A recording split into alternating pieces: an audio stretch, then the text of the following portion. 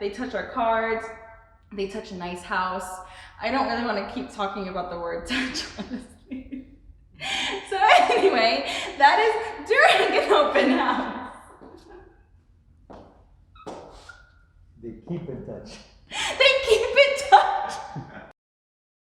Hey guys, welcome back to the Zachary Team channel. I'm Gabriel, and today we're going to be talking about how to do an open house.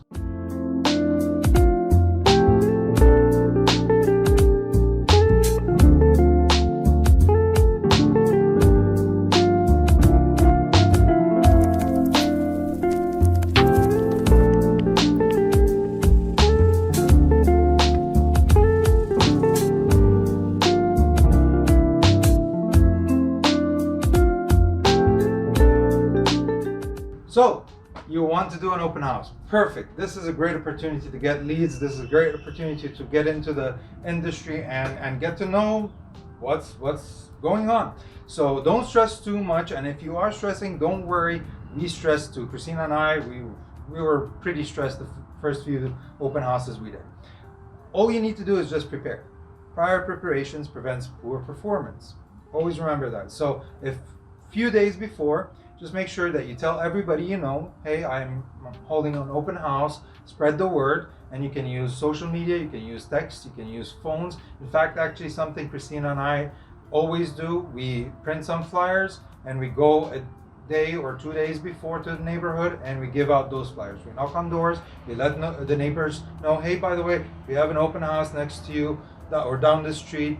On that day, please feel free to come by, check it out, or tell your friends or family if you have somebody that's interested in the neighborhood.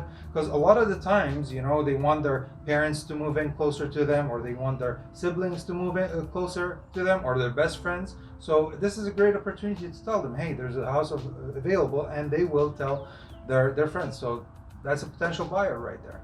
Don't forget that. All right. So just a few days, spread the word.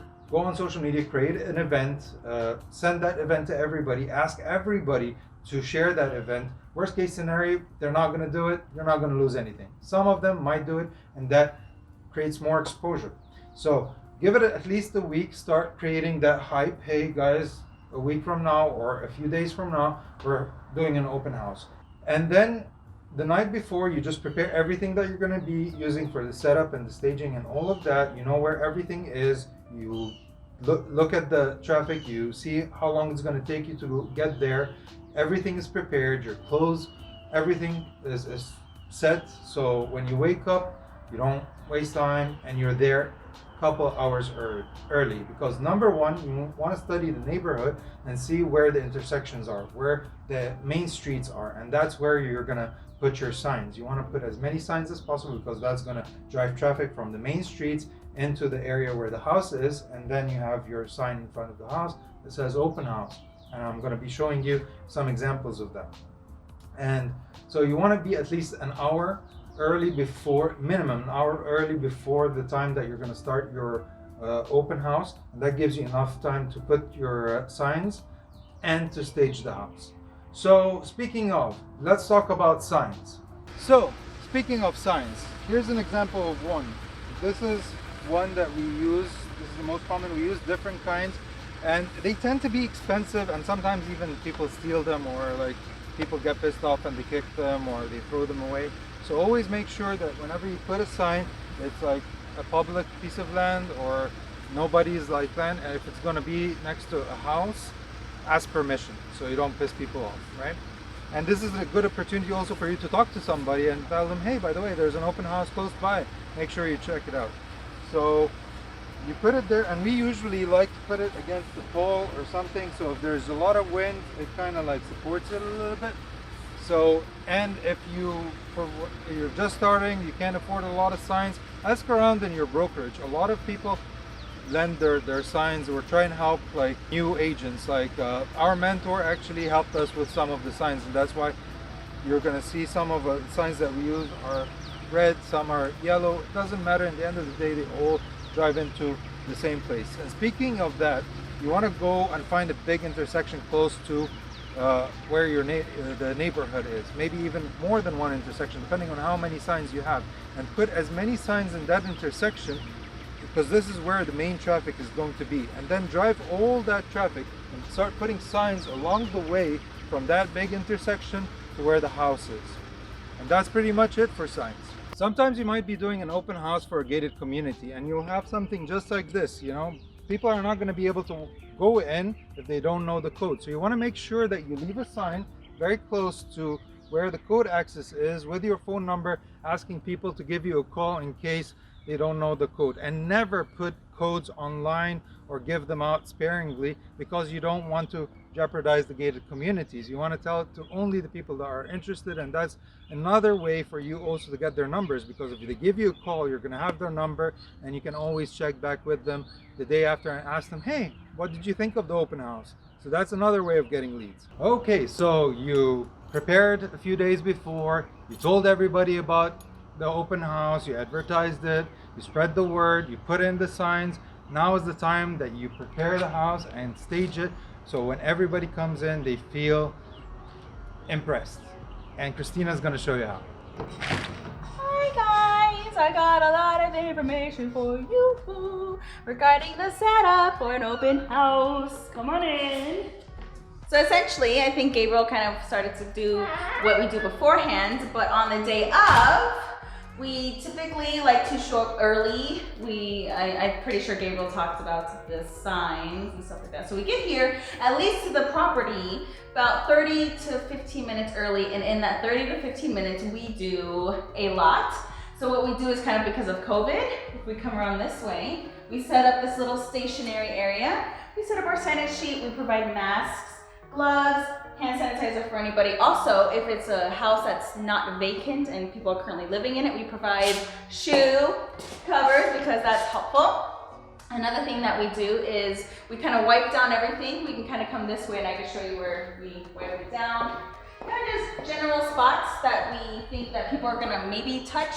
So we kind of maybe do some of the doorknobs, or not doorknobs, but mostly the countertops. We open up all the doors as well, so no one really has to touch anything, and it's also more inviting. We also turn on all the lights in every single room of the house, and we open up all the windows to provide that natural light. We come over here, we provide water, napkins, goodies that are already sealed up.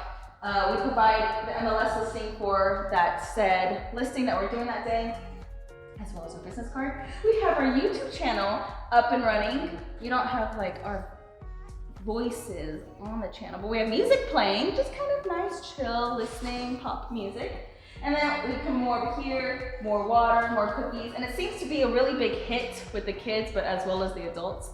The adults really like it. So we do social media, and we do Instagram Live, we do Facebook Live, we work with Jared and we do open house tours, and we kind of record other videos like this. So anytime you can get content out there for your audience, you're gonna wanna do it constantly, over and over again. So just let people know that your open house is here, market it out, show everybody that you're doing it, and get them excited for it, because you're excited for it, and it could end up being a really good listing because you were excited for it.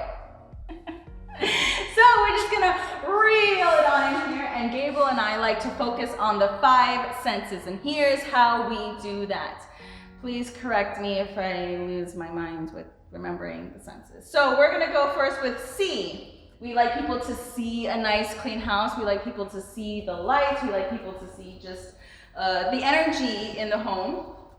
We also like people to see our friendly faces, and we like people to see us with our masks on, but no one's here, so I'm not wearing my mask, but I have it conveniently here. Do you see the mask? Okay, the next thing is here, and here is the music that we have, and of course our wonderful voices when we're trying to sell the house. And if we're going into the next scent of smell, we can come this way. Not only do you smell the hand sanitizer when you're putting it on your hand because COVID, we also have candles set up. We recommend blowing them out at least 30 minutes before the closing time ends, because you don't want racks all over your car. We didn't learn that the hard way. We're just think ahead like that, because that's the kind of realtors we are. We always think ahead. And so that was see, that was hear, that was smell. Now we're going to taste. And here we have, again, the candy, the lollipops. Well, candy is lollipops. We also have the cookies. And like I said earlier, this is a hit with the kids, and it kind of makes them remember it. Like, oh, can we go back to the house with the candy? And it makes them remember us as realtors. Also, we're gonna go back to see. They can see our cards. They can hold our cards. They can smell our cards. Actually, they probably won't do that because of COVID. Anyways, they can. The last scent is pretty much touched, but I think that's kind of just in general. That doesn't sound right with COVID and everything going on. But they touch our cards. They touch a nice house. I don't really want to keep talking about the word touch, honestly. So anyway, that is during an open house. They keep in touch. They keep in touch. We keep in touch. Oh my God. That's the fifth sense. We keep in touch. Oh my God, that's perfect, honey. I came up with that one myself. Jared edited his version out. I came up with that one. For the fifth scent, we keep in touch. Okay, guys, so now we're here to talk about once you have the house ready, what do you do when a potential client, aka customer, walks in to the property? So what you're going to do is you're going to want to greet them, and you want to say hi, make them feel welcome. Again, you saw with Gabriel and I, we had a little sign-in sheet, so that's kind of one way we collect leads, we collect contact information, is to always try to get them to sign in on the sign-in sheet, and people are pretty willingly able to do that, and they're happily able to do that. So then you kind of wanted to engage them, ask them a few questions, see if they're looking in the area, just kind of go with the general mood. I don't personally follow specific questions that I ask, I just kind of go with how I'm feeling at the moment and what I want to say to them. Then you kind of tell them, what I usually do also is tell them a little bit of information about the house. I say the square footage, I say the price of the home, maybe if the price was recently reduced, I kind of go over that, maybe name some features of the house, just kind of little tidbits, how many bed, how many bath, just small little bit information before they start roaming the house. Usually we let the people, customers kind of just walk around the house themselves. You want them to feel comfortable, because if you're kind of hounding on them and just, they won't really feel comfortable answering questions, or they won't feel comfortable talking to each other because they're not going to be alone, so to speak. So just kind of ask them, be like, hey, we're more than willing to help you walk around the house, give you some information about the property. If you're not comfortable with that, then you're more than welcome to go around, but we're here, gonna be waiting here for you when you're done. And the cool thing is, after they're done looking throughout the house, when they come back downstairs, you can ask them different questions. Again, just engage your customers, engage your clients, see what feels comfortable, see what they liked about the house, see if they have an agent that they're currently working with. If they don't, get in on that action and you become their realtor. Or you can send them our way and then we can be their realtor, whatever works best for you. But either way, we just kind of also get their contact information again, maybe because sometimes people leave their email, but they don't leave their phone number, or they leave their phone number and they don't leave their email. But you kind of want both. So we just kind of engage with them. You also give them your contact card again, give them the MLS listing that you have provided, and just help and provide information and just get to know the people, because people like to talk about themselves, just like I do. This is why I'm constantly talking all the time. So, yeah, that's it. Now that we've done all of our during moments of the open house and giving you guys tips and tricks for that, Gabriel is going to tell you what we're going to do for the closing. What do we do, honey bunny? All right, so around about 30 minutes before we're planning to wrap it all up, we, just like Christina mentioned, we put the candles out because we don't want wax all over the place, and the smell is already good, so that's fine.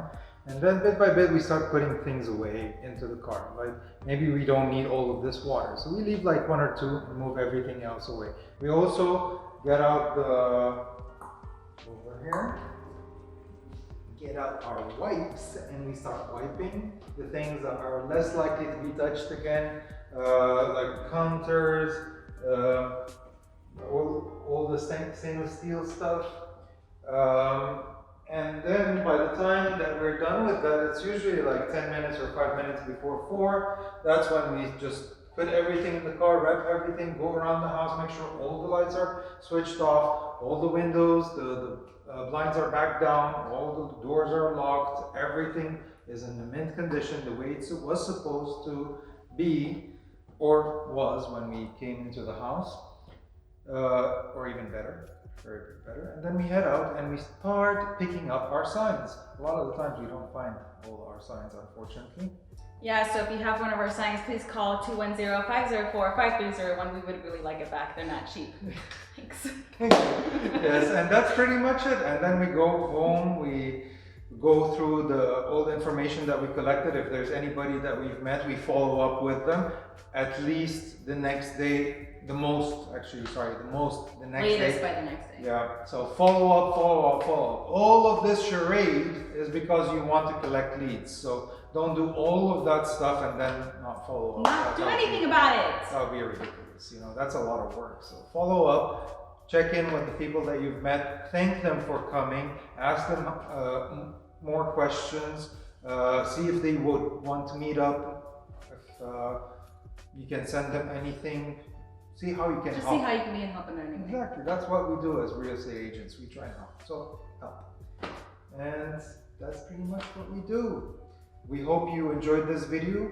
If you have any questions, let us know. And as always, you can like us on Facebook. You can follow us on Instagram. You can subscribe to our YouTube channel. Everything is at the Zachary team.